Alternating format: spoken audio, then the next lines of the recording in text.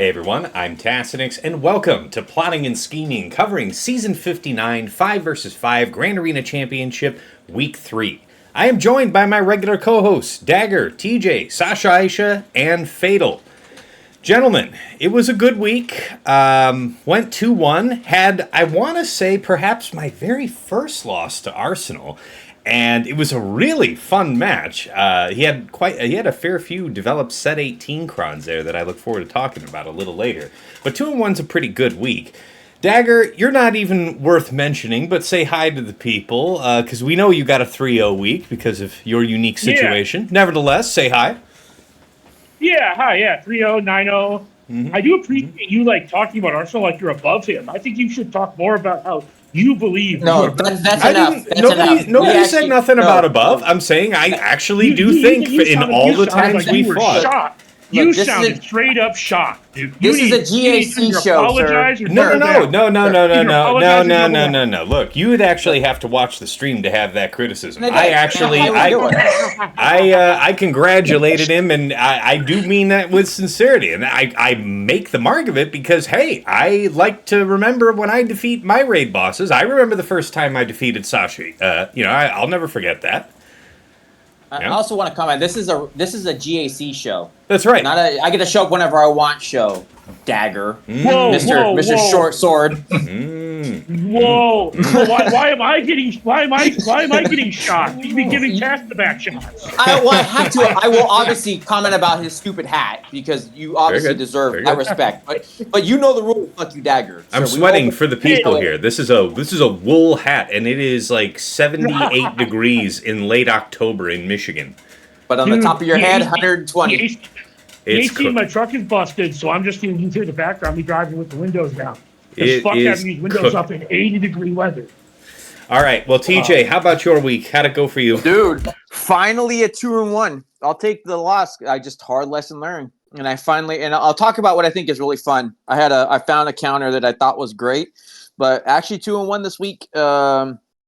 Continue problem with the same one, man. Leia, Ray, and then obviously, the sisters, but it's were the crux of my season. They just continued because I was not willing to make changes, and then all of a sudden I make a change, and it became the crux of my opponent's season. All right, dig that. We'll get into the details, no doubt. Sasha, Aisha, how about you? How'd the season end? Well, yeah, it was a good week. I had multiple real matches. I had my obligatory ASOP match, and I had a match against Rockstar. He was a great player, really good account. It was a ton of fun. I went 2-1,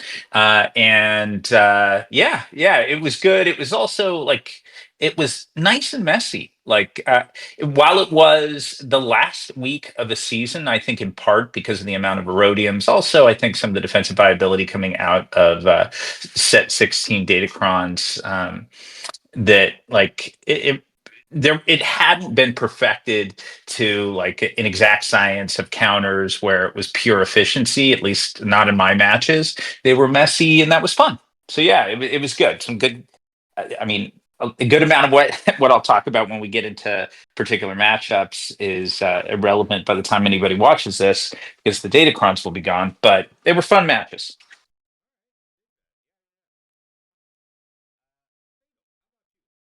Oh, sorry about that. I just realized I had the mic muted there for a second. But yeah, good. That sounds like it was a fun week there. Fatal, how about you? I meant to tune in for the grand finale match, and I got caught up with stuff in the afternoon. But how did this last week go? 2-0. It was kind of a quiet week, I guess. It was just, I don't know, my defense continued to do a bunch of stuff, and the last round, my Gungans had 12 holes on the front wall, so it was just, I can't see the match, just really didn't know why it did that. I didn't really expect that out of them, but it made things rather straightforward. And then I missed the middle round for being sick, so. All right. Well, guys, let's go ahead and jump into our agenda. As always, we'll start off with our meta-analysis. First up, Great Mother's final notes. For my part, I would say just using set 16, I learned this. I I should have obviously known this way beforehand, but fighting Arsenal in that round, doing Crew Slacker versus his Great Mothers. When I'm doing that swipe with Slacker and Great Mothers is low, I should have had Morgan or at least any non-Great Mothers person targeted, because then I would also get the follow-up basic, get the extra turn meter, and probably not have my turn meter train broken such that DTP throws a grenade and blows up my Slacker. That's pretty much the one thing I reminded myself on. I did that properly in the next round, and everything was smooth. I want to say it actually was like a 65. It was ridiculous, the difference of just making sure that you maintain that turn meter loop. But TJ, I know specifically you had some notes you wanted to throw in about this matchup that we didn't really discuss in the first 2 weeks. You can turn on that microphone anytime now, TJ. You're allowed. I promise. No, you shut up. You don't get to talk shit when you were over there doing the same thing, dick. But thank you for telling me, because it was a good call out.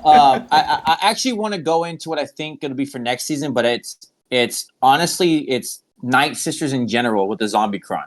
And I'm going to call it out because I was pleasantly surprised by them. But for your sisters, I will say I am going to miss the 16. But for the mothers and how that worked out, man, I only got lucky. I think the piece that was going into it is I didn't have to use JMK, thankfully, for my people I was facing. But I've had such bad luck on those sisters and it not working and then them killing my SOK almost every single time. Felt hindered. I am still going to keep saying it right now. I think the Night Sisters, and I'm going to say the duo teams, are going to be a force to be reckoned with come next season. That Zombie Cron, dude, and those Night Sisters are a menace. A menace, I tell you. They literally ate up my team, dude. It's awesome. All right. Anybody else have notes on the Great Mothers?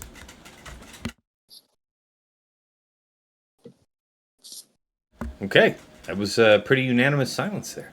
Next topic. Punishing one, Executors this week. So, 2 matches of significance for me. First one, which was a Houndstooth up front with, what was it? It was, of course, Razor Crest and Punishing One. It's Razor Crest, Punishing One. So I went in with Executrix because I know you do that. I know you can do that. I saw Arnold do it at least against a triple attacker. So I was like, I wonder if I can still do this first time trying it. And the answer is, if it can be done, it's not going to be reliably done. I didn't like that one.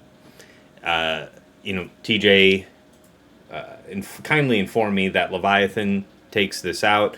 And in fact, great lessons on that matchup. First of all, Leviathan does the job pretty handily. But what TJ taught me was the first reinforcement you're bringing out is Palp Shuttle, not SAS. And I was saying, do you even bring SAS? And he was like, I don't know. The first time I did it, I won the fight without bringing, SAS on the team at all. I was like, yeah, okay, this feels right. And then in the second fight, the next day, it was against triple attacker. So I was like, okay, definitely want to try. No, wait, was it triple? Yeah, it was triple attacker. So I wanted to do Leviathan against that as well, just to practice it. And I did bring SAS, and I ended up needing it. I don't know if needing it is the right word, but I ended up losing a ship and having room for it on the board, whereas that was not the case in the first fight. That's it, though. Leviathan and Executrix for me. How about you guys? I want to say that I think is going to be the moving forward. Is it triple attacker or is it Houndstooth, depending on what you're going to do. If you get somebody who's willing to throw it, and I know we talked about it, Tess, if you're willing to throw both Leviathan and the Executrix or the Executor with the Punishing One, that's a scary prop. But if it does, that takes up a lot of your resources, right? It sounds like a killer defense, man. But because it sounds really difficult to get through, and then it sounds like you're putting yourself. I don't know. I can't exactly intuit whether or not that feels like I'm putting myself on the back foot. But what it does feel like is that it's tight. it's tight. And if it doesn't work exactly right, it's, I'm done and maybe are they done? I don't know. Arsenal hit me up and he told me about what he did with you because I couldn't understand. He only set the one reinforcement to make sure that Boba came out. The problem with doing that is if you put in Xanadu Blood is almost guaranteed when you're fighting that to be the one to come out, and that's kind of what you want when you're doing the Hound to start because of that retribution. Mm-hmm. That piece right there is so easy to take for granted because I fought that, and when it comes out, if you're not hitting into the day's person, they're pushing back on you. So that's still getting you to contract faster, and you have to. It's so easy to miss and then fail if you're not paying attention. So it's one thing to call out that if you're doing the triple, most likely Houndstooth is going to come out, and it kind of makes sense. Put Boba, right? Don't put Houndstooth necessarily as a reinforcement, but when you're doing the Houndstooth starting, you really want Xanadu Blood to be on the team to bring out for that retribution because the days goes away, and if you're not hitting to that day's character, you're setting yourself up to get the contract a lot faster, and that's still easy for somebody to miss and fail, even with Leviathan. Okay. All right. Good to know. How about you guys? Notes from your scars in battle. Yeah, so I used Leviathan against it in each of my battles. It felt pretty comfortable. I'm still kind of feeling my way through that matchup, but I'd say the bigger implication, kind of for the board, and it's one I feel good about, not really enjoying fleets, is that it caused each of my opponents to pull Leviathan off of D. And that may just be in the period where they're kind of figuring out and want to have sort of as much flexibility and comfort in what they'll use to counter executor punishing one on D, which I did set. And, I mean, I'll just keep sort of shifting whatever comp as we learn more. But yeah, the biggest takeaway was that it meant I didn't face any Leviathans on opposing defenses. And that was welcome. I mean, I'm comfortable with that counter at this point, but it was still it's kind of nice. Yeah, nobody wanted to be in a no clear situation. Dagger, Fatal, any notes to throw in on that? I actually like mirrors in Arena. They're easier than Leviathan. Really? I mean, I can see why that would be the case. But what if... Does the AI always mass assist your punishing one, so you, the intelligent human, are blowing up Xanadu? Yeah. That's been my experience, at least. Mm-hmm. And you mirror the comp regardless, Dagger, or do you have a triple attacker? I triple attack. You always triple attack, yeah? Yeah. Okay. Yeah, bring in IG first. Unless you lose a ship, then Houndstooth. Got it. Okay. But you blow through their Houndstooth so fast. Yeah, that damage is nuts, dude. Punishing one's damage is monstrous.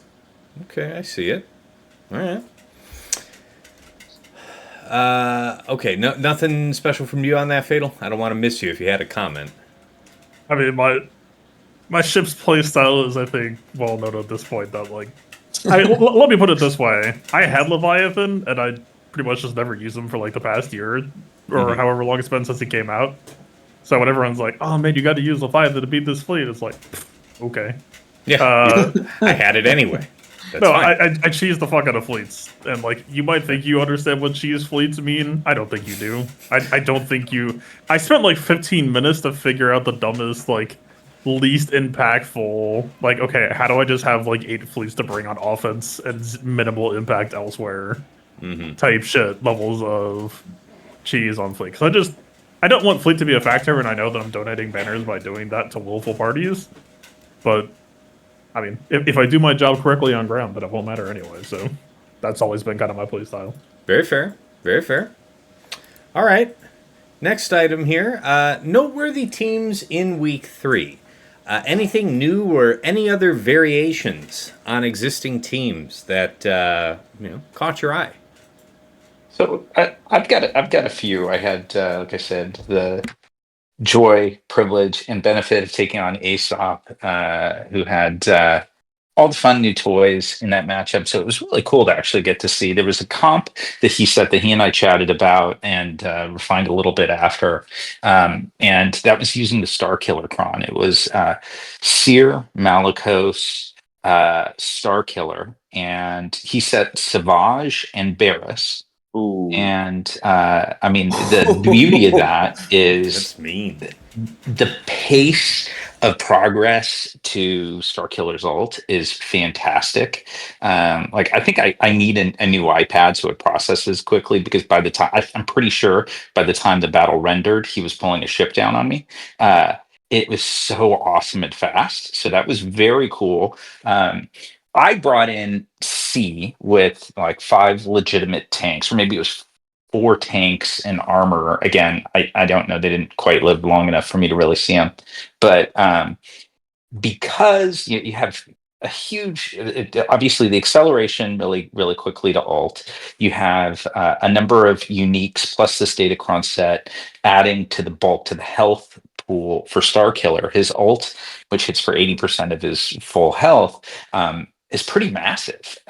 It was impressive. I had C and was able to survive it, but I will say if I think if I had a different combo, if I did not have like a particularly um, well equipped Datacron for handling that, I don't know that a C in anything would have necessarily worked. And then, like I said, he and I chatted about it. I don't know that Barris was the optimal Jedi for that. And what we ended up, we went back and forth between a couple of different things, whether Mace should be in there or Old Ben. And Aesop, I think, is right. Old Ben is just a killer, because you had debuffs, which cut the opposing team's offense in half, plus reduces turn meter on that first swipe move. And so that was pretty solid. I know my next opponent, I know Rockstar, felt a need to go to JMK Cat, like a full JMK squad with Plo. No, not with Plo, but JMK Cat to take mine out. And I don't know that there were other great options for it. Now, it's a big resource investment. Obviously, you're drawing from a Treya Savage squad, you're drawing from Seer Malicos, you're taking out your EPSK. That's a total of, I think, fully loaded. It's like 8 Omicrons. So it is not for the faint of heart, but it was impressive. That was pretty darn cool to see. So that was the fun new toy that ran over my foot the first time it was turned on, but it was still pretty cool. Dig that. Yeah. I myself had a couple interesting fights. Where is that? So, as I said, Arsenal invested in some set 18s here for the final week. And he had a EP Star Killer team down. And of course, like you said, the time to Unleashed was really quick. But I went in with Sith Eternal. And I want to say tanks and armor, something like that. I had my 2 stacks, something like that. It worked as you would had expected it to. So that was fine. But the Seer Malicos Star Killer with that sounds like a very different level of threat. I like that. That sounds fun. There was one other that I got to face. I mean, actually, a couple of them. One other particularly noteworthy that was a little bit intimidating. He had set with the Hondo Cron. It was Dash, Han, Chewie, Hondo, and Zalbar. And I think Zalbar was actually a clever addition to it. I was able to take it down with CLS with Attacker Cron, and of course, like next season when this pops back up, there won't be an Attacker Cron, but and I wouldn't have taken it down without it. But CLS on Chewie. Mm-hmm. Going with that, I'm glad I did, because I needed to be able to. You broke up there for a few seconds. CLS Han Chewie, and then you cut out right there. Yeah, I had looked at. Sorry, I got another call, but I had looked at bringing like Dash and like a Scoundrel squad. But my concern was, without CLS being able to avoid taunt, when you try and pressure down Hondo right out of the gate, which is what I wanted Han Chewie to do. Zalbar triggers with that passive taunt, and and I don't know that I would have gotten Hondo. And then once he's off to the races with his Kron, he's a problem. So anyway, it worked. It was interesting. So that was one other experience I got out of it. Dig it. How about you guys? Rusty, is any interesting new teams, variations on existing known teams? How about it? All right. I like broke up my compositions, but without seeing insight, I can't really speak to if they were effective at all. I tried like a really weird rebel split up with like Saw and Radis because I was trying out the Leia support thing, but she didn't really seem to achieve much. So I don't know. I kind of wish I stuck with the original Leia split. Not that it was doing much, but it was letting Saw do more. I will say that the fatal comp got a hold for me. So just to thank you out, right? I tried your gen setup, and that actually did get a hold. So your puzzle worked. Just to call you out, Fatal. I know I don't get to see what they used, but it definitely took them for a loop. So I don't get to see what I played. I saw somebody did a tricky thing with the Night Sisters where they put Spirit in one of the places, so it was all damage all the time, and that's part of what kind of caught me off guard. There was no room for error, and how fast they came back. But yeah, I just had your puzzle box did work for me, so I just wanted to give you a shout out on interesting comps, Fatal. I did actually find an interesting team this week. I fought against a team that had this thing called a Datacron. It must be a new mechanic, so I decided to overkill it with JMK plus Cat, and that was it. Well, a fantastic and worthwhile addition. Appreciate that. All right, let's see the topic list. Next item. Yeah, I guess this is tying in with the last one, but any specific other experiences fighting set 18 crons this week? I really want to check my notes because I know I can say a couple things. What was it? Is this even? My Leia got shredded in arena by a Calcron or a mercenary cron with Cal on it. Yeah. That was wild. Yeah. So I fought the Inquisitors with the new Grand Inquisitor Kron. And, it should have been intuitive before I went into the battle, but let this be a reminder about the importance of reading. Them being immune to fear and stun is problematic for making Malgus work as a counter. And, that did not work. I'm pleased to report Seer Malicos still works, but it sounds like you might have other plans come next 5 vs. 5. Sorry, Dagger, you were about to say something? Or someone was? Someone was winding up?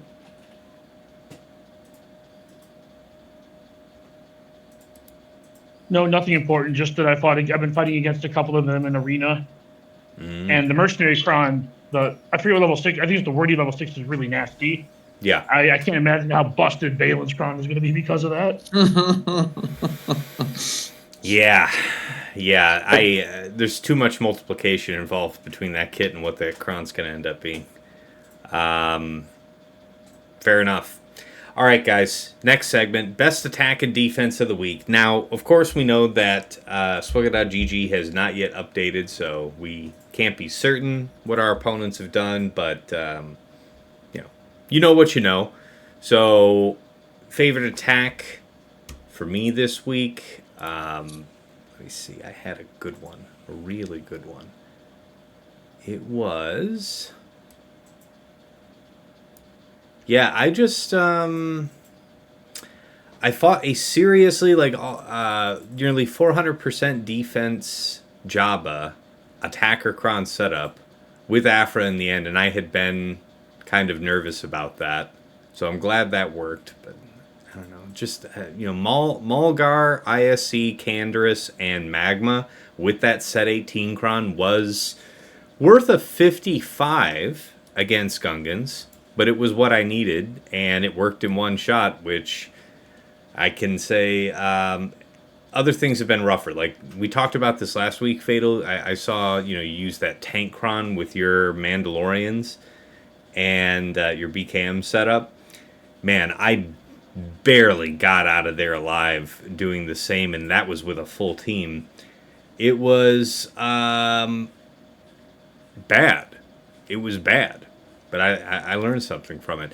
Defense-wise, I'll say that my last round opponent wanted to mix up his defense because he knows I was going to scout him. And that means that whatever he did, he put himself at disadvantage for being able to get through Queen Amidala, because 4 attempts in, that was the end of his work on the bottom front wall, and that was the match. So how about you guys? Best attack defense of the week, Dagger. Let's hear your favorite attack, and ooh, the defense must be amazing. Please, Look, regale us. I will just say that all of my attacks this week were my favorite attack, because I didn't even bother equipping Datacrons for my solos. Wow, that's amazing. And there's a certain amount of I don't know. It felt good to just not have to sometimes it's tedious. If you guys know anything about the account, there's so many options for Datacron. So it's just removing that option was just very nice. Fantastic. All right, yeah. TJ, how about you? Your favorite attack and defense of the week?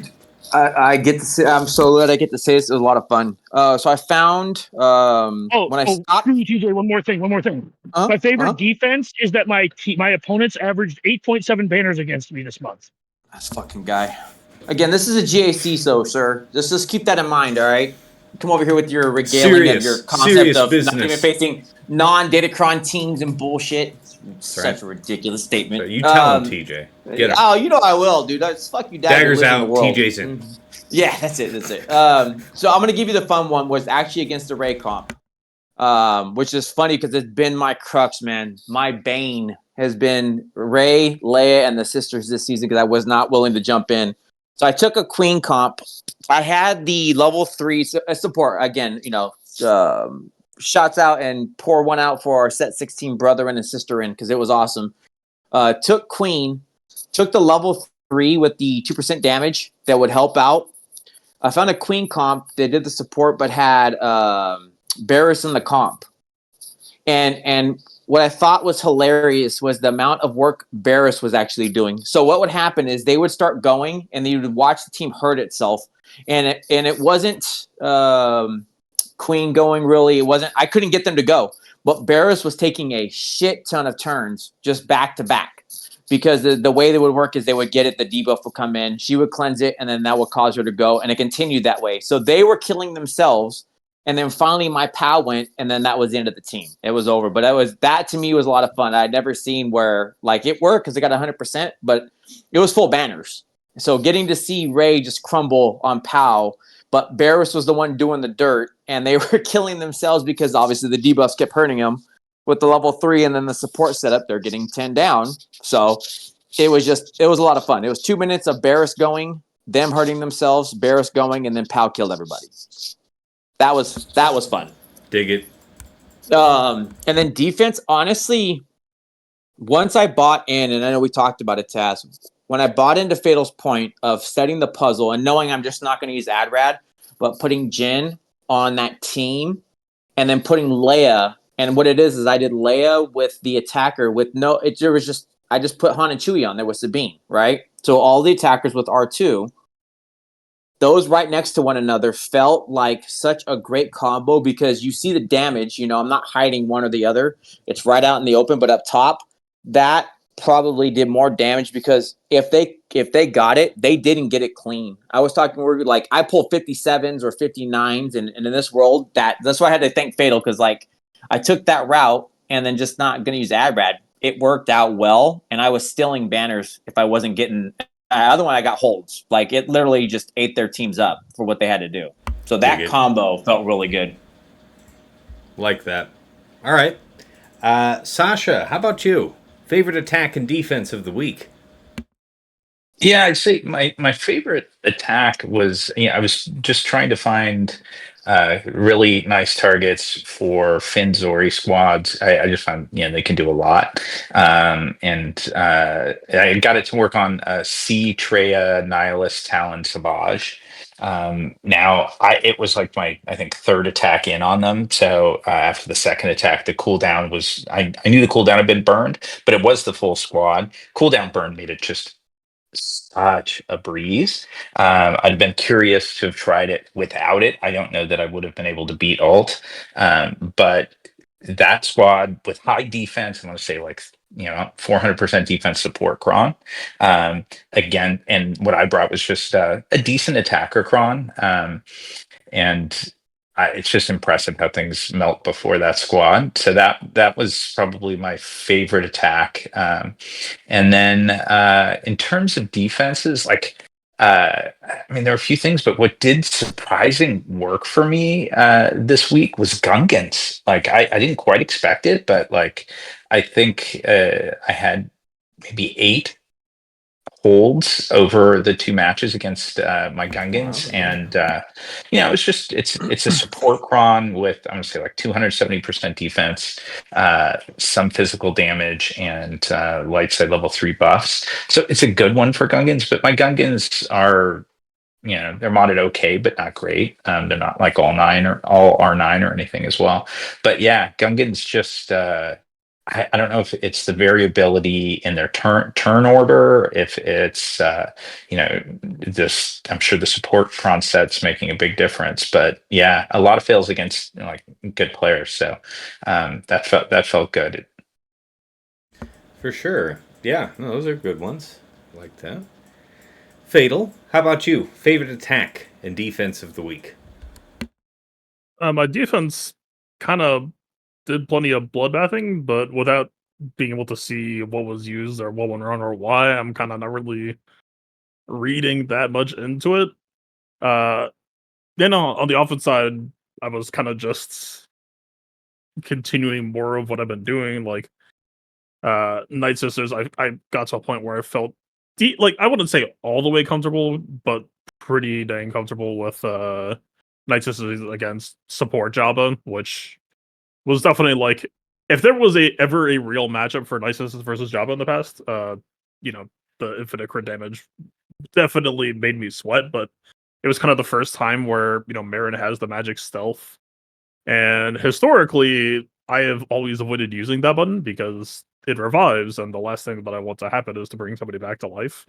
But using it this time is like, no, just go ahead and use it. Like, this is basically your dodge or parry button for, oh shit, Bausch is about to take a turn type beats. And it worked super well at that. I was able to pretty consistently get down to the end game state, and that was a cool feeling of like, it was a villain and just took some practice and stall for the matchup.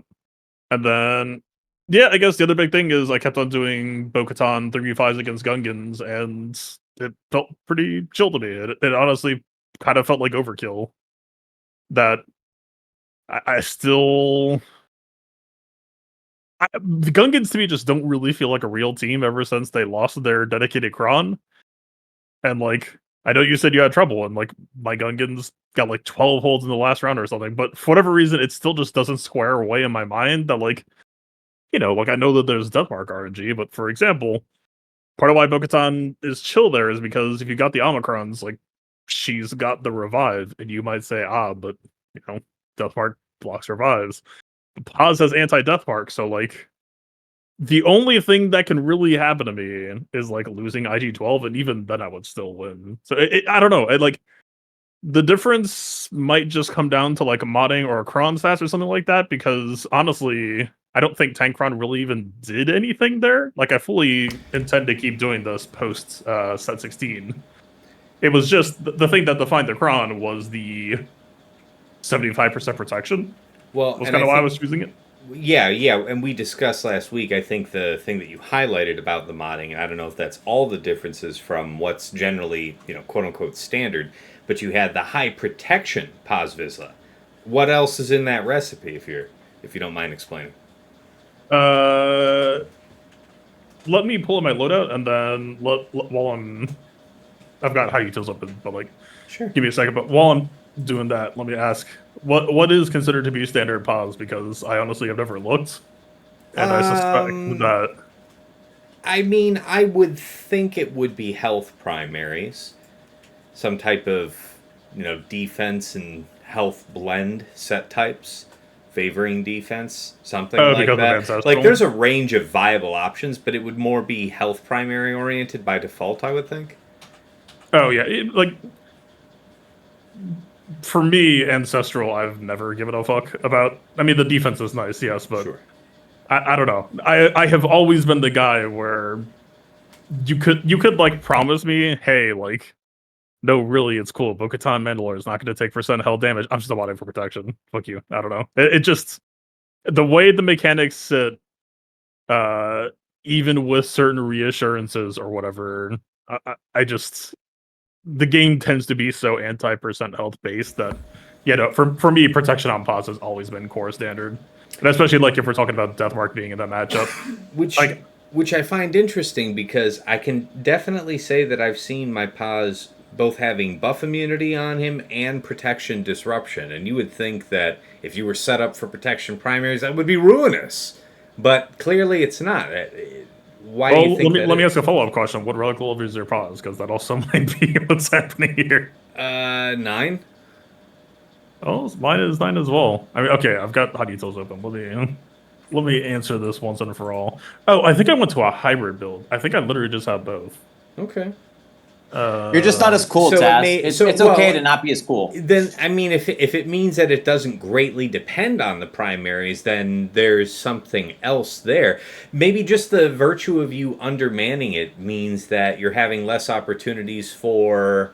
Like, you're saying that, if IG-12 or BKM or Paz get Deathmark, you see a path to victory regardless. But if that lands on either of your sides and they're able to work that into a snowball, maybe that closes you out if you bring a full 5. So perhaps it's I'm still open to hearing how it can be the modding, but if it's not the cron and the modding isn't wildly divergent, then I think maybe just undermanning itself is advantageous to blunt that Jar Jar Omicron that says the enemy cannot take more than 2 turns without an intervening Gungan turn.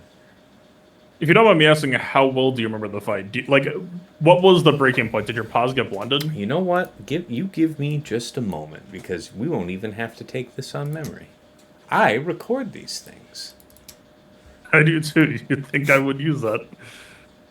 You make a good point. No worries, I'm pulling it up right now. Give me a minute. There it is. Hold on. Good. Okay. All right. Let's hear it straight from you. So basically, what I'm thinking about here is when I originally did the matchup, what the sets were active, or the Gungan sets specifically, and the Gungans were kind of a scary team, and Bo-Katan was kind of the cheap out. Paz's mechanics and his survival mattered so much more than when the matchup switched to set 16 dynamics. And so I haven't had to think about this for a while, but I would be willing to bet that it's what's happening here, which is Paz gets exploded when you get double frustration. And what's your Bo-Katan Omicron count? Oh, I've got them all, man. I've got them all. Okay, so That you got team's to revive rocking. all that. I mean, if I'm looking at this and I'm trying to think about other possible aspects, like it's possible that maybe having the extra sides, like maybe you get robbed of the revive and then Pause takes some heat at some point, and because someone weaker already took the heat, then maybe that's consumed the revive and that puts you lower. But Well- so this moment right here is kind of where I would start to sweat a little bit. Is like, Yeah. okay, I've got double frustration on Pause. The shock is actually kind of like a buffer for him right now of stopping him from getting exposed to Oblivion. Oh, it looks like you just funds with IG. Is this the fight that you lost? Yeah, this fight ends in a loss. Okay, perfect. So we you will see it all unfold here. And what you'll end up noticing is that I want to say we're still some time away from BKM getting to do her first special. Yeah, how is your BKM modded? About 300 speed. With the speed set or? No, offense set.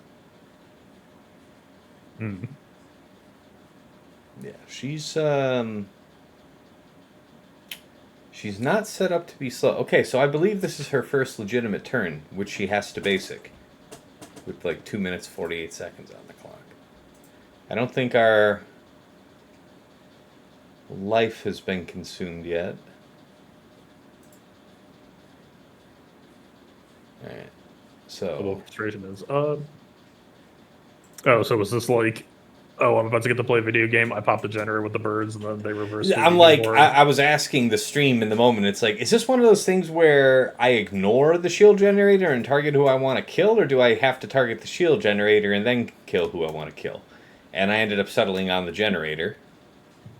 And then it blew up in your face, like, right as you were maybe about to get control. Interesting. Yeah. So, yeah, you see where we're at right now. This is about as good as it's going to get for us to do anything. It's funny because I had this happen ordering Gungenkron, and like at some point it stopped for me, and I'm trying to figure out why it stopped. I would be this is, like, bad delighted for to runtime. know. All right, so there's our revive. We got Bo-Katan back. So the revive is out, pause is on death's door, and Yeah. suddenly it's significantly sweatier. So you can see how desperate an affair this has become. Well, actually, not become. It started that way, and it still is that way. Yeah, I didn't know if it was pause or PKM I wanted dispelled more. Okay, so basically the way I think I see this breaking down is I do have some pretty off-meta standard stat predictions, or not predictions, but stat preferences for the Mandalorians, and I think this fight is kind of just a good example of a lot of them, where like, for example, on Bo-Katan, because Ancestral doesn't scale with true damage, I don't mod her for offense. I kind of care more about her getting the chances to play the video game, so I have her a lot more focused on speed.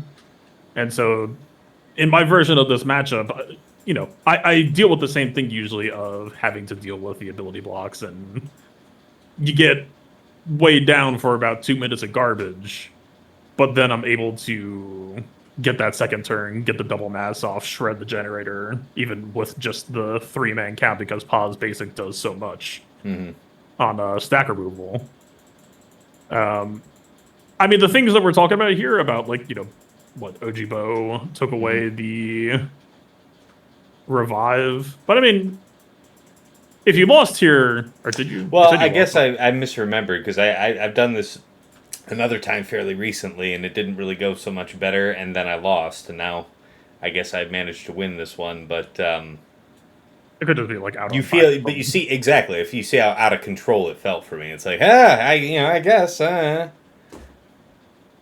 Yeah, I think. So how fast though? What's so in terms of you see the biggest difference there between my fight and your fights, as you know, BKM actually doing stuff, and that's fair. How fast is fast?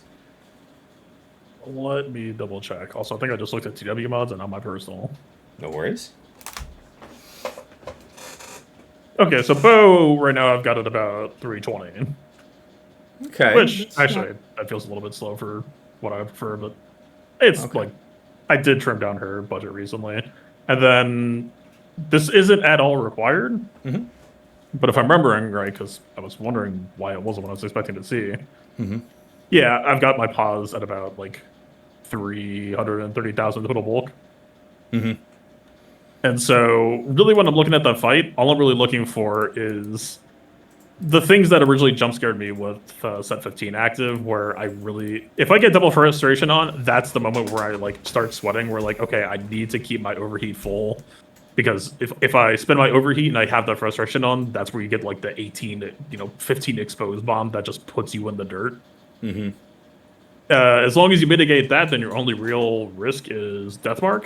And even that can kind of, you get played around by the single pause, death, and revive, because he cleanses Deathmark before he dies. So sneaky.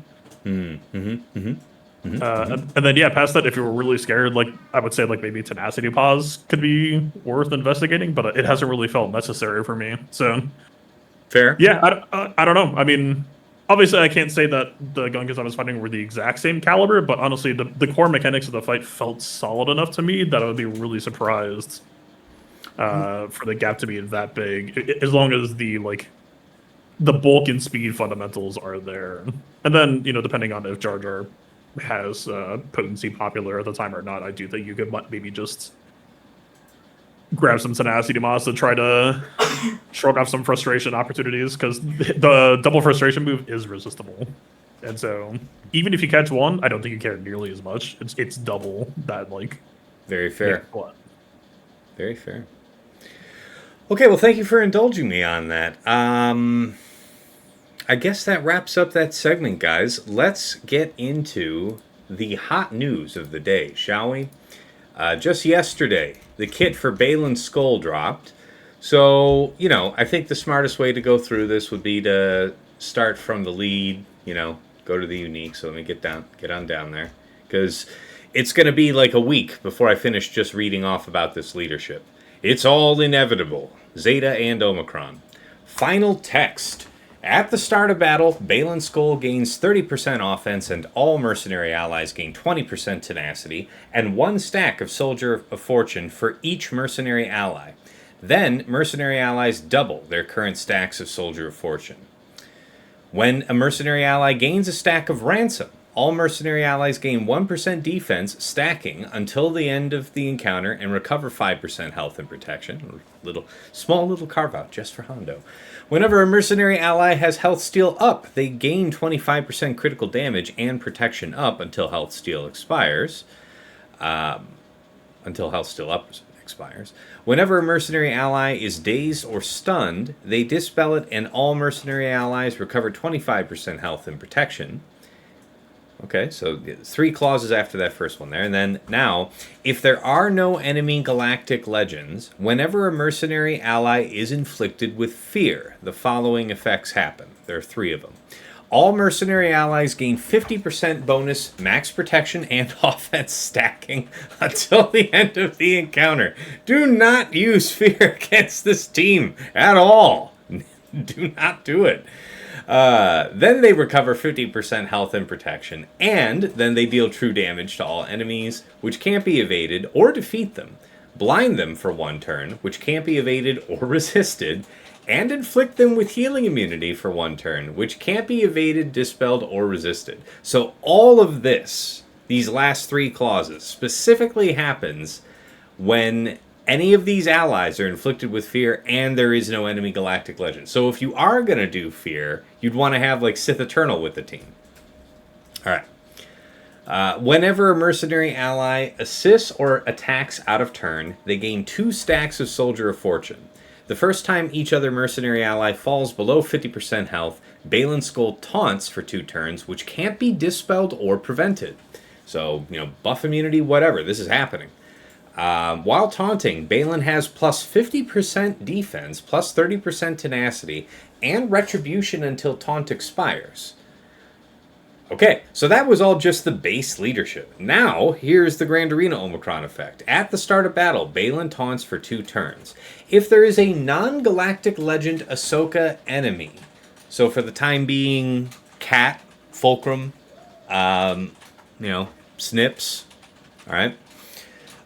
Mercenary allies ignore protection, are immune to critical hits and healing immunity, and they expose all enemies and inflict them with healing immunity for 1 turn, which can't be evaded or resisted at the start of each of their turns. So very specifically punching all the way up into JMK, it would seem. If there are no Galactic Legend enemies, whenever Baylan taunts, he inflicts all enemies with doubt for 1 turn. Super Malgus. Alright. If Baylan is not taunting, whenever an enemy takes a bonus turn, they are inflicted with healing immunity for 3 turns, which can't be dispelled. I'm sure that's... I'm sure I can't think of who that's specifically meant to punish, but that's interesting. Whenever an enemy gains foresight, they dispel it and are inflicted with buff immunity for 2 turns. So, JML, good luck. Yeah. Whenever an enemy gains Inspire, reduce all enemies' evasion by 50%, stacking until the end of the encounter. And all mercenary allies gain 80% defense stacking and 50% bonus protection stacking until the end of the encounter. And this is funny. Somebody on my Discord pointed this out yesterday, that this first part in this clause here, talking about reducing the enemy's evasion, is specifically anti-RJT, I believe. It was really funny. And then You this know, last part. I just want to say that is like one of the better kits I've read so far. Now we can end the show, right? Yeah. Right. That's the whole. Yeah, that's the whole kit, right? Yeah. Now we're done with reading. We're almost done with reading the leadership. All right. Last part. Last part. I promise. I promise. Defeated enemies can't be revived, and mercenary allies can't be instantly defeated. Bonus info: Baylan Skoll will not be required for Ahsoka. Blah blah blah blah blah. Rex at Relic 7 will be. Okay, so that was the leadership. What do you guys think up front? I mean, we'll talk about each ability in turn, I think, because it feels like we get a book with each one. I think it's a lot to digest, and I think that without the Omicron, not like outside of GAC, I'm curious to where this slots into the meta. In GAC, this is just the next in a long line of we just have to make this better than the last Triple Omi character. And he is. There does seem to be a lot of very specific carve-outs, both for allies and against specific likely enemy comps. So I obviously some of the stuff is obvious, some of the stuff is less obvious, but the leadership itself is just a bunch of keyword nonsense and a bunch of word soup that says he will win almost every fight you take him into. Fair enough. Any thoughts from you guys, Orestes? The thing I would point out is historically, anytime that CG tries to get ham-fisted about something, it usually tends to blow up in their face and cause the exact opposite thing to happen. And going into the character release, there are some pretty major questions to answer, which unfortunately I think is tied to the GAC Omicron, so it won't even be answered on Thursday. But for example, it's got the Ahsoka callout, and what's one of the effects? Hey, if Ahsoka's present, we ignore protection. Okay, so you just put Ahsoka into a gas team and they can just never die? I guess it sounds like something that's happening. Or you say, okay, if Ahsoka's present, we're going to put healing immunity on you all the time. And it's like, okay, so if I run Seer Ahsoka Malicos, do I just have permanent damage immunity, or what's happening here? I see where that's coming from. I think a lot of people have seen the specific callouts and are equal parts like kind of intimidated by it, but also frustrated by it. But like, I think both of you look at the history of the game. I kind of try to be a historian, not like actual historian, but just like I've lived through a lot of it, and so I try to put it into context. Right, like think back to like, ooh, Jedi Knight Revan's new. We gotta make him shit on Traya, so we're just gonna make him always mark Traya. They're gonna go for the throat on her, and then within like 2 weeks, people figured out, oh, we would just make Traya tanky. It's fine. They literally can't kill anybody ever. Like the saddest thing you've ever seen. Anytime you see CG do something that looks like trying to close the fist, I would say ask yourself if there's an opportunity with it. And I don't think that's true for every clause here. Some of them are probably going to be good enough for a lot of teams, but yeah. All right. Anything, TJ, Sasha, before I move on? Mine are surrounding characters, and you got your stream paused, so we can't really see it, Taz.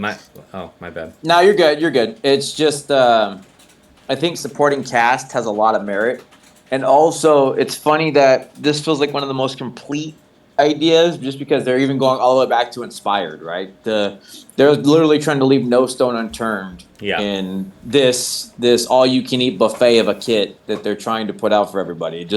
It's like, oh, we want to go all the way back, right? I don't think we've ever seen somebody try to call it Inspired, which I thought was funny. So it's like, just seeing, it's like, oh, and then, oh, you're going to leave Hondo alone? Let's put a piece in for Hondo. So you get a piece of the kit. You get a piece of the kit. And then it's like, if you go and pull up Mercenary, I think that's going to be a lot of fun. As Fatal has said time and time again, adding in and pulling out puzzle boxes, this gets to be a fun puzzle box. I don't think it'll be for threes. I think threes might be, because obviously they call direct callouts to Merrick and direct callouts to Shin, right? And he's a tank, so it's like there's your complete team of three. But when you get back, and I think, and the one thing I thought was good was talking about fives. There's a lot of fun characters here that get to go into the team that can have part, like, I don't know, Han shooting first. How does that get to play a part of it? Hondo and how that calls out. How's that going to work? So there's a lot of fun to be had with the mercenary tag. And then how's that going to align? And are they going to add anybody else that might be able to get it as well? Because just historically how it's been set up. Very fair. Very fair. All right. Let's go ahead then and talk about Unique 1. Master and Apprentice. Zeta and Omicron. Final text. If Shin Hati is an ally at the start of battle, Baylan gains 5 stacks of Soldier of Fortune. If Marok is an ally at the start of battle, Baylan gains another 5 stacks of Soldier of Fortune. While Baylan is active, he, Marok, and Shin gain 10% critical avoidance and 20% evasion. Whenever an enemy evades Baylan's attack, he gains 2% offense stacking for the rest of the encounter. And all mercenary allies recover 20% health and protection. At the start of his turn, Baylan recovers 3% health and protection, and he gains the following effects depending on his stacks of Soldier of Fortune. At 45 plus stacks, while Baylan is taunting, he reflects 45% of the damage dealt to him, which can't defeat enemies. At 50 plus stacks, whenever Baylan attacks an enemy inflicted with Purge, he also exposes them for 1 turn. And at 55 plus stacks, whenever Baylan stuns an enemy, he reduces their speed by 10, stacking max 100 for the rest of the battle. So gains the following effects. So my interpretation of this is all of these 3 can be held at done at the same time if you fulfill the criteria. And that's the base part of the unique. Now, the Grand Arena Omicron. At the start of his turn, Baylan gains the following additional effects depending on how many stacks of Soldier of Fortune he has. At 45 plus stacks, whenever Baylan is damaged while taunting, he grants another random other mercenary ally speed up for 1 turn if they didn't already have it. At 50 plus stacks, whenever Baylan attacks an enemy inflicted with Purge, he also reduces their tenacity by 20%, stacking maximum of 100 until the end of the battle. And at 55 plus stacks, whenever Baylan stuns an enemy, he also increases their cooldowns by 1. What you guys think? So this is how we're all thinking, how do we get the kind of numbers of Soldier of Fortune that we thought that this kit needs to really slap. And quite a bit of passive stats provided. The reactivity of this kit seems, well, at least at first, seems largely held up here. Any thoughts? I think the team just generally lacks reactivity. I think that we'll have to see how it plays out. But the uniques are really good. Like, really, really good. Holy shit. Yeah, that's just the first one. That's 1 of 2. Well, yeah, I mean, the second one's a lot shorter. Oh, well, whatever. Yeah, it's, you know what, I'll just rattle that off. I was including them both, sorry. Yeah, I should rattle that off because it is, you know, it isn't a ton. But yeah, Unique 2 is Soldier of Fortune. Final text, at the start of battle, Baylan Skoll gains 1 stack of Soldier of Fortune for each relic amplifier level he has. Whenever Baylan Skoll taunts, a random mercenary ally gains 1 stack of Soldier of Fortune. And if Baylan has more than 3 stacks, he loses 3 stacks of Soldier of Fortune. Whenever Baylan is damaged while taunting, he gains 1 stack of Soldier of Fortune. At the start of their turns, all mercenary allies gain 5% health steal, stacking, and 2% defense, stacking, for each stack of Soldier of Fortune that they have until the start of the next turn. Okay, that wasn't actually that simple. There's quite a bit going on in that. But, alright, fair enough. Any thoughts, you guys, on these uniques before we look at the other skills? I think they very clearly are creating a 3-person team. And it feels very much like some of the other teams they've printed lately. Like, I know we've talked a lot about like Queen Amidala, how if they ever want to make her meta again, they just give her a 4th. I have a feeling that he's going to fall into the same bucket, and being the second one in a row like this, I feel like this is going to be the new pattern going forward of, you know, kind of how CLS was originally built, right? You build CLS and then you just give him a new toy, then you give him a different new toy, and then another new toy. You just keep him relevant for as long as possible. without having to print new teams. And I like the idea of that because it makes it feel better heavily investing in teams like this. I mean, obviously Queen Amidala was for a raid, so that one was just like R9 the trio. But the fact that if they ever become irrelevant, knowing that they could just randomly get a fourth, picking them back up does help justify the investment that you put in. So as far as the design for how they're building teams, these uniques kind of hint that this is their new way of doing that, and I do appreciate that. As far as the stats go, this is just, I hear you like all kinds of stats. Here's all kinds of stats. Like CA evasion, have fun with that shit, I guess. Fatal tried to say something, so I'll let him take his quiz and then I'll go back in because I like what Dagger said and I want to add to it. I was actually gonna say is that my thoughts are gonna be kind of bigger picture once we're through the kit. The amount of stats that we generally see added here actually feel like pretty conservative to me. Is kind of what I would say. Where it's like not enough crit avoidance to be thinking about like crit avoid arrows the way like a Trey Elite or even like a crit avoidance mastery would kind of nudge you in that direction, like it kind of did for teams like Amidala this last season.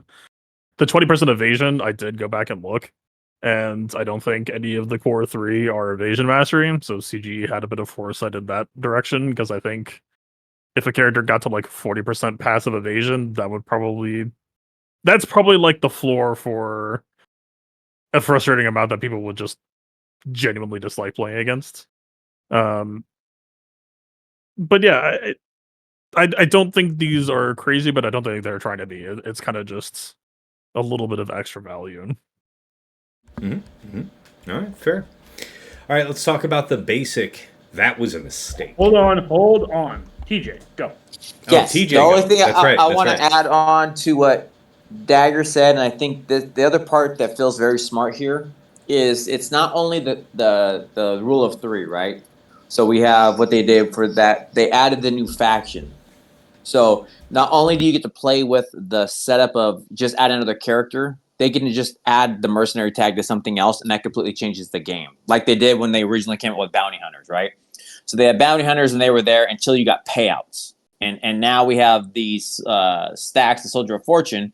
That's cool. So that's the only other piece I wanted to add in. That was a smart chess move that they did here, because they can easily go in 2 different directions by just, here's another character.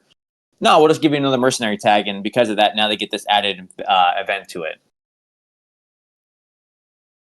Do you have any thoughts, Sasha? Because the last time I heard from you, you told me to shut the fuck up and mute. That's right. Yeah, well, Sasha said he just got a work call, so he's listening in the background right now. He'll try and pop in a little later when he can.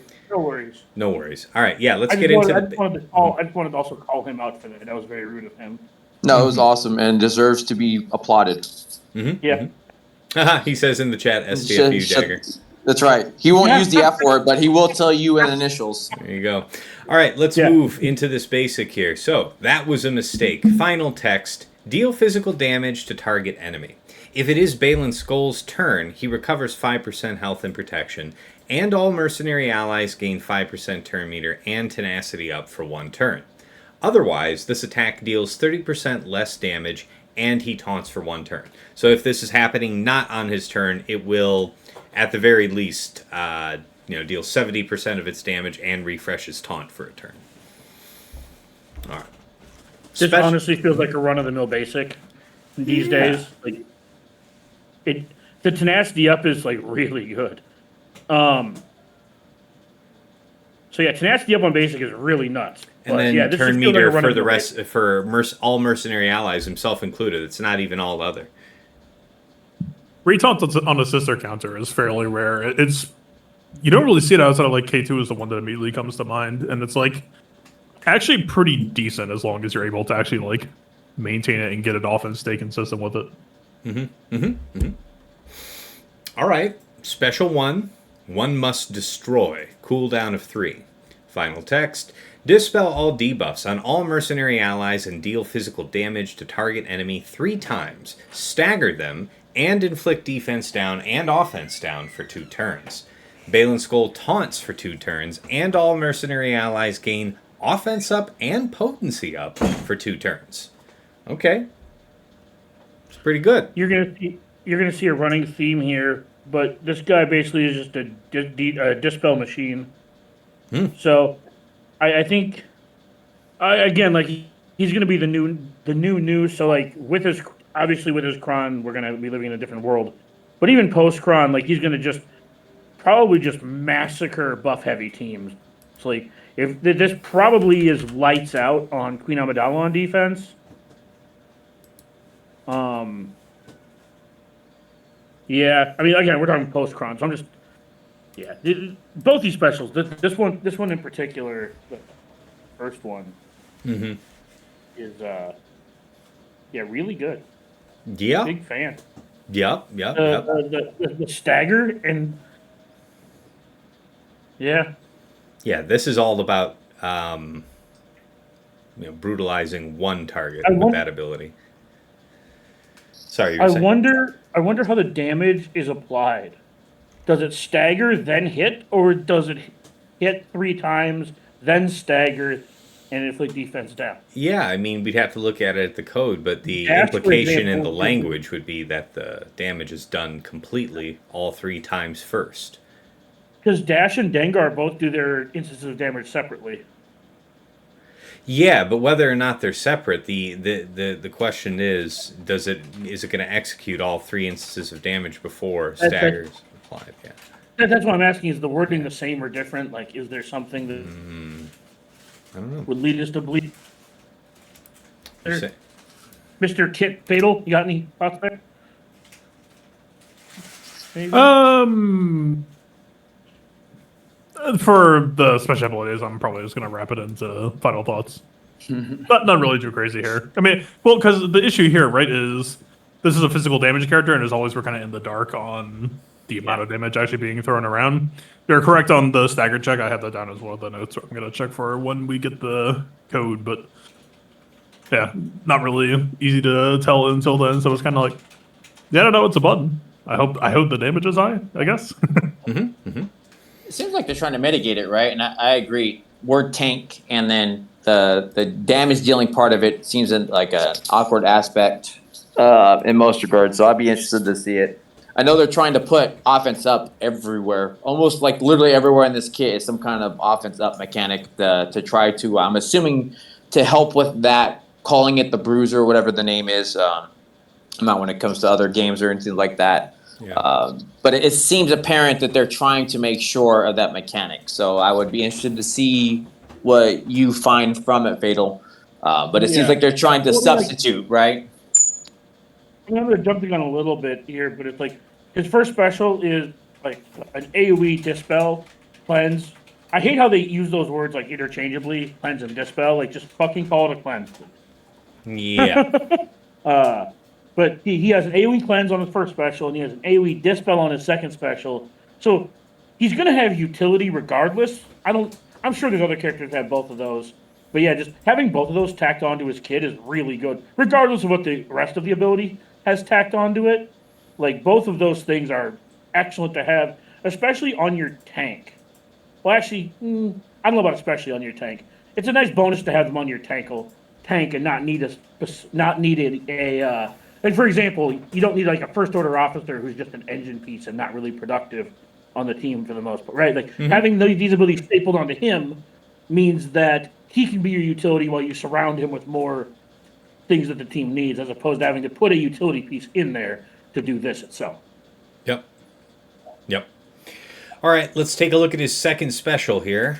Power, such as you've never dreamed. Zeta, Omicron, cooldown of 4. Final text, deal physical damage to all enemies, dispel all buffs on them, and stun them for 1 turn. Enemies who resist this stun lose 50% turn meter instead, which can't be evaded or resisted. Whenever this ability is used, Baylan Skoll gains 5% tenacity, and if he has more than 40 stacks of Soldier of Fortune, all mercenary allies gain 20% offense stacking for the rest of battle. These effects persist through defeat. That's the base ability. And with the Omicron applied, while in Grand Arenas, enemies who resist stun from this ability lose 100% turn meter instead, which can't be resisted. Inflict armor shred on all enemies until the end of battle. Whenever this ability is used, all mercenary allies gain 10 speed, stacking max 100 until the end of the battle. This effect persists through defeat. Wow. That is nuts. All right, we've reached the end of the kit. Lay it on us, Fatal. What do you think about it overall?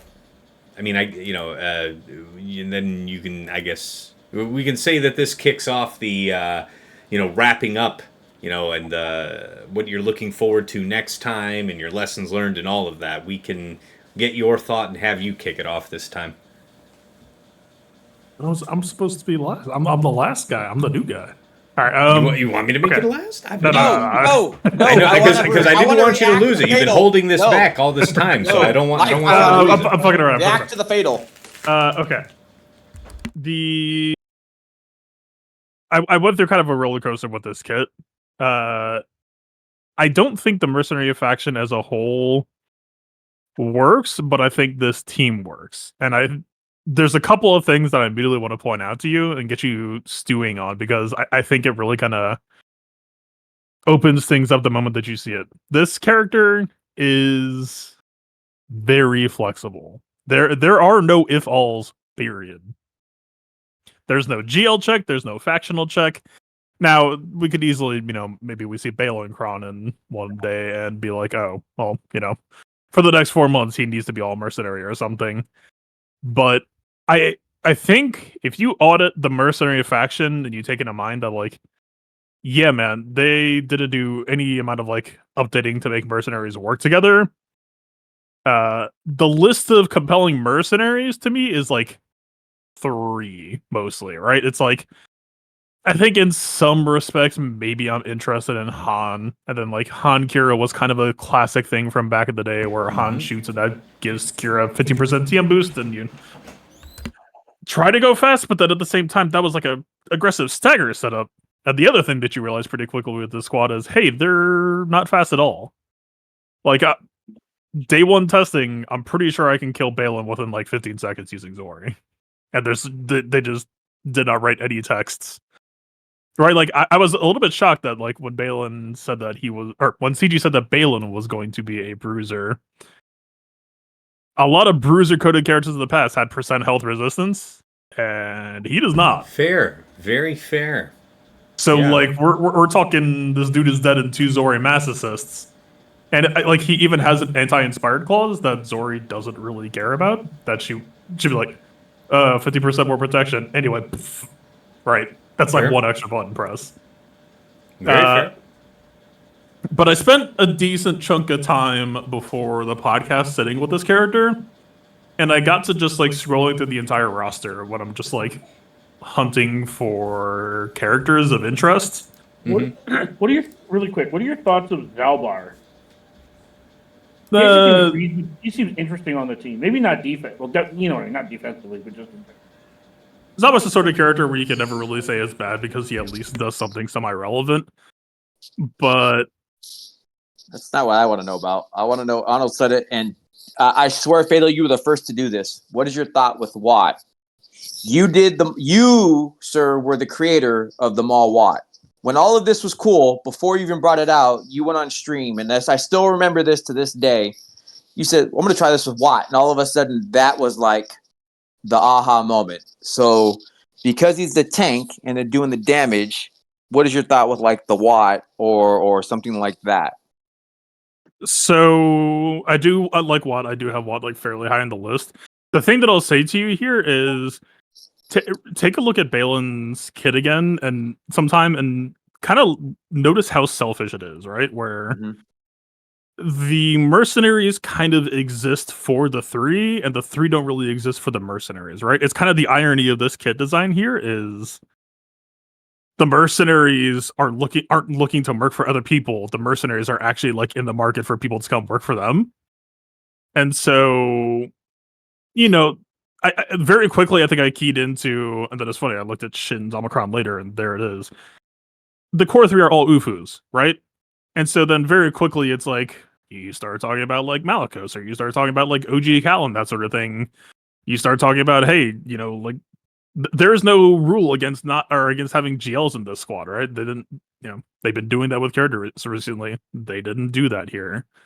That like, I'm not gonna say the shopping list, but just the list of curiosities started to flesh out pretty quickly here, right? Of like if I'm terrified of like Zori or something, right? If that's like the oh shit, like that's the cheap value thing for when the Omicron goes away. Like if you really want to force the issue, I'm not saying it's worth it, but like yeah, you could just like jam SLK or something in here, or go for Han Chewbacca or something like that. Or I don't know if like Cal plus Barris can strong arm it, but Savage can also like be in that conversation. That's really kind of the way I look at this final state of the team. Again, not knowing the Datacron, but I think we have a very, very flexible package that runs like a potentially very capable damage package, but they're just like a protective VIP thing, right? It's what problem am I facing? How do I get there? I don't know if it's going to be feasible to like protect them from everything on defense, but they're flexible enough that maybe you could always try to protect them from enough to make them like an interesting backwall candidate, which is really kind of up to whatever tool set they have available to them, right? But like, Enoch hits here. I should almost sit on this and not say anything, but actually the biggest oh shit moment for me today. This is actually like, fucking prepare yourselves. Jar Jar Binks is actually a really compelling plug and play option. Okay, Misa curious. Go ahead. Okay, here's the rule set. You take 2 consecutive turns, I get to use a Jar Jar button. If that's just true for the entire fight. Mm-hmm. Now, Jar Jar, I think, uses a stun first. That's kind of whatever. You take another 2 turns, he's hitting you with 2 stacks of frustration. Mm-hmm. Right? All those clauses only work for Gungans, so it's guaranteed, right? You're not getting a phalanx turn out of this shit. You take 2 turns, it is going to be another Jar Jar turn. Roll the dice, motherfucker. Is it gonna be a death mark? Is it gonna be an AoE days? Right? Like, so that was actually kind of the biggest oh shit of the morning for me is Jar Jar Binks is actually a really compelling character, and even though I feel kind of cold on the Gungans right now, Jar Jar Binks actually feels really nice in some interesting ways that I'm actually kind of excited for the future of that character. I dig it. But yeah, dude, the squad is flexible enough that I think nothing is really off the table, and the current list of stuff I have to try is like 22 characters. And that's more than I can say for most factions, that I think Baylan is actually just really, really fun to think about right now in a way that... Good. Yeah, dude. Yeah, in a year of character releases that have felt like just cudgels, powerful cudgels, actually having something to build around and experiment with will be a little bit novel. So, good stuff. Okay, I'll be sure to come back to you just before I wrap up there. But Dagger, how about you? Wrapping up this week, your lessons learned, what you're looking forward to when we come back to 5 vs. 5 next time. Anything else you've got to say to the people? Well, the update said I'd be starting 3v3 in Chromium 4, so I'm on my way. I'm looking forward. My honest and legitimate takeaway is I'm hoping to be close to Kyber by next 5v5. I'm hoping to be like high Erodium, fighting some people with Datacrons. That like I have nothing to look forward to for a while. That's okay. This isn't the TW show. This isn't the TW show. You're right. You're right. Also, I can have a lot to look forward to. Now I think about, you know what? Let's just try to keep this positive. One day I'll be Kyber again. There you go. Gotta believe. TJ, how about you? Same for you. What's the good word? Your final thoughts? The last note for the people. I think it's exactly what Fatal said. It's obviously we're walking into 3s. We know what pretty much the Baylan situation is solved. We don't know what the Baylan at the time of the recording. We don't know what the Baylan Datacron looks like, right? We know what the kit looks like. It's already right. Very, in my opinion, strong. We already know the 3 characters are going to be there. Seeing what they did with Great Mothers, And then knowing that Baylan's getting a one-time data crud, oh boy, super scary. But I do like Fatal's point, which is why I wanted him.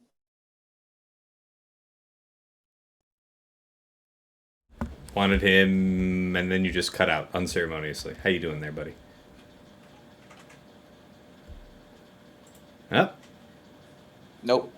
Yeah, no, that was me. Sorry, no, somebody called. Hey, that's all right. The reason why I wanted Fatal to go first is just for that. The fives part does not feel solved.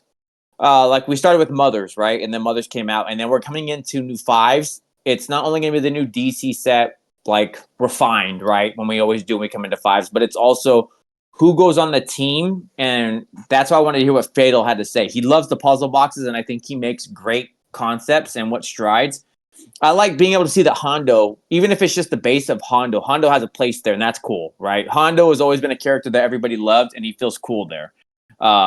So Baylan, I'm excited for what we get to do in fives come next time, especially with Baylan, and what it gets to look like. So that's what I'm really taking away for what we're going to see next season. Very fair. Sasha, let's see if you have any written commentary for me to throw in. Doesn't look like it. Our last note was STFU Dagger, and I think that bears repeating. So, good stuff. But, for myself, looking ahead to the next 5 vs. 5, so the set 16, Datacron set is gone. Your crew counter for Great Mothers with your crew slacker, that's dead. So start thinking and looking at the new Datacrons you're farming from set 18. We have bulk on the dark side and not bulk on the light side. So think about making sure that you have enough coverage on the dark side first, because you're mostly going to be using light side from set 17, I will think. And just enjoy. Baylan's going to be a wild ride for those of us who get him. Experiencing him in 3 vs. 3, obviously it looks like the core team that you're meant to be seeing is Shin and Marok. Fatal's comments notwithstanding about how much flexibility there is in the kit, there are very specific carve-outs for those characters, so we'll have to see whether or not they're actually worth always choosing here in 3s. We'll talk more about 3v3 in our next episode, preparing for that 3 season. But yeah, look, I bring all of these cron items up just because you're gonna want to have a good place to start with set 18 in 5 vs. 5. So if you hadn't seen it already, you'll want to check out my set 18 Datacron video that I made with Aesop, where we do cover some of the early winners that you shouldn't miss out on. I think there's only 4 or 5 crons that are really must-see TV out of this set, so check that out. But, before I go ahead and get ready to close us up here, Fatal, as the only other content creator on the show, where can the good folks find you? Yeah, twitch.tv/PlaybookTV and youtube.com/The Playbook, soon DM. Dig it. All right. And of course, fans of the show already know that you can find me streaming live on twitch.tv/Tassinix. Of course, I upload all my VODs with chapters added for easy browsing to my YouTube, Tassinix Gaming. That does host the Plotting and Scheming podcast as well, but, Plotting and Scheming is also out there on Spotify, YouTube podcasts. I also put the RSS feed link in every episode of the show, so no matter what you like to use to listen to your podcast, plug that in and you can follow us. Also up on the YouTube is the aforementioned Datacron set guides, now for set 17 and 18. The mod guide videos covering specific factions and characters that you are interested in seeing and, learning about. And gosh, am I forgetting anything? I don't think so. I already mentioned the show. No, I think that's it. And of course, if you've enjoyed what you're seeing here, first of all, if you're seeing any of the content on YouTube, be sure to hit like, hit subscribe. Greatly appreciate it. Not too long ago, the Make YouTube sure you channel leave a crossed. comment saying that is stupid. The hat is stupid. Okay, fair. But very recently, we crossed over the 1,000 subscriber line on YouTube. It means a lot, so all of your interest is worth it. I really do appreciate it, so thank you for that. And of course, if you do want to support That reminds me, chat, really quick. I took my 50 cents and I bought a little bubble gum ball from the grocery store. With my cut of the check. He's saying that asshole saying he gets paid while we just sit here for free. It's bullshit. No, I said I got 1,000 subscribers. Getting paid I know. is that's a separate matter. You know, we're only a stone's throw away. By the way, did you know the minimum payout from YouTube has to be $100? So I have to get $100 worth first, and then we can each break that out and get ourselves a nice fast food lunch. Well, on the bright side, it does backfill or automate putting ads on all your old mod videos. Yeah, I still have to, you know, I still had to review them all to make sure, you know, some didn't automatically flag themselves for monetizing and stuff like that. But that's whatever. That was all stuff I was just tinkering with and figured out after the fact. Nevertheless, the point of the exercise is I appreciate everybody, and the likes and the subscribes are, you know, very much appreciated and noticed. Okay, so yes, if you do want to support the channel, I did create a Cash App that is $Tassinix. You guys asked me to make one, so there it is. And of course, I do have a Patreon if you're interested in getting a little something back, joining the community. Let me pull that on up here. No, that's the wrong slide. I really have to remember to fix this. Joining the Patreon is you have to talk to Cash. That's true. That's true. I am lurking there. That is true. Patreon.com/Tassinix for any upwardly mobile Grand Arena player. I firmly think there's something there of interest to you. At $5 a month, you enter the Tass House at VIP access, where you do get early access to the Plotting and Scheming podcast that's usually coming out publicly on Fridays. My patrons are getting that Tuesday night or Wednesday morning, depending on how cooperative YouTube is being. But in addition to that, you get early access to the Datacron set videos and, of course, dedicated text and voice chat on Discord, where you can usually find me lurking. So pop on in, say hi. Tell Dagger, you know, STFU. All right. But thank you to Andrew, Arj, Brock Thudsteel, Deadpool Cow 28, JJ's Productions Twitch, Jobin4527, Johnny B. Ottawa, Miasmal, Ray's Malvis, Renee Bebe, Sam Vimes, Squed, Stark Strategy Gamer, Sweens14, White Wolf, and Zoltre. Moving on up to the $10 a month tier, VIP Access Plus. This gets you the bundled patron access to me and to OmegaBot. So if you watch my streams at the start, I go over that detailed scouting report that gives you an at-a-glance understanding of your opponent's offensive and defensive tendencies. The bonus behind the Patreon benefit is you get to pull greater than just the last 2 weeks of history. So, you know, for example, if you're in a 5 vs 5 season and you wanted to see what this guy was doing at the end of the last 3 vs 3 for a different reason, you know, for any reason, you'd have to use that. But the best thing about it is you get a downloadable HTML report with links integrating right into swugga.gg to bring you right towards specific counters and matchups that you're interested in getting the skinny on. So, can't say enough good about that. Thank you so much to Stryker and Desh Sotnikam for taking that offer.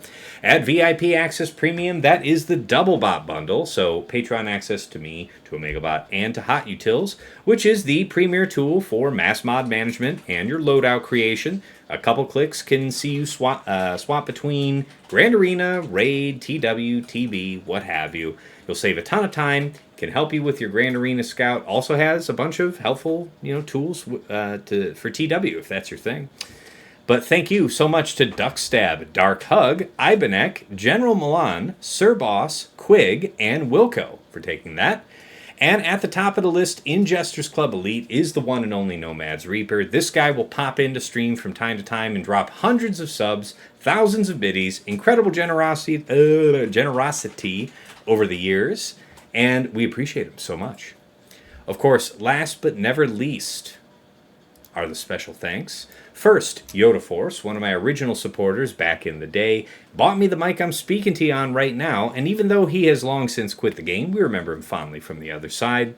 To Mrs. T, my wife, thank you for all you do in the background to keep our very active daughter from destroying our home when I'm busy trying to be halfway decent at a phone game or recording a podcast about it. And of course, to my co-hosts here on Plotting and Scheming, Dagger, TJ, Sasha, Aisha, and Fatal. As always, gentlemen, it's a pleasure and a privilege to make this show with you on a weekly basis. We all learn from each other doing this. Our viewers do. The interactions are positive and many. So really appreciate you guys being a part of the show. It really couldn't be the same without you. All right, coming back on over. 18 months of doing this. Sorry, what's that? I still can't believe we're coming up on 18 months of doing this. Yeah, we've been doing this a while. Yeah. Plotting and scheming has been around. Absolutely insane. Not only that we're still doing this, but that the people who are listening continue to listen to us. Well, and if I don't say so myself, for all of us here, speaking for all of us, it is pretty cool that I want to say in all the time we've doing this, we've had to cancel it. I want to say exactly once. Am I right about that? That sounds right. Yeah, I want to say like exactly 1 week we just couldn't make it work for a variety of really good reasons. But, otherwise we're getting it done. So thank you guys. All right. This wraps up this 5 vs. 5 season. We'll see you guys next week in the season 60 3 vs. 3 preparation episode, the preview episode. We'll be talking about everything we're cooking up. So it's going to be a lot of theory here, and should be a fun conversation. Until next time, it's been real. It's been awesome. It's been real awesome. Take care.